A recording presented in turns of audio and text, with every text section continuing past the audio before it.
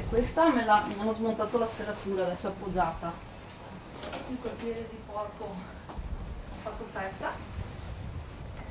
Adesso è appoggiata proprio.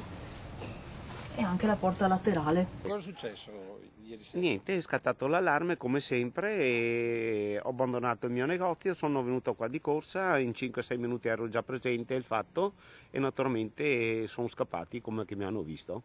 Un copione che si ripete da ben 9 volte. Ladri che saltano la recinzione, forzano gli infissi per poi fare razzia.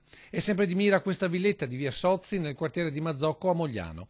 Probabilmente attratti dalla signorilità dell'edificio, per ben 2 volte sono entrati devastando le stanze, mentre per le altre 7 l'incursione è terminata con la fuga senza portar via nulla grazie al sistema d'allarme.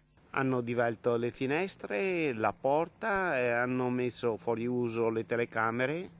Quasi un record per la famiglia Moro che, pur ringraziando forze dell'ordine e il controllo di vicinato, si è sfogata sui social, sottolineando come alla fine allarmi e inferriate servono solo a limitare la loro di libertà. Siamo ridotti in feriate, proviamo di mettere tutti i sistemi, ma si vede la voglia di questi signori di vivere a sbaffo.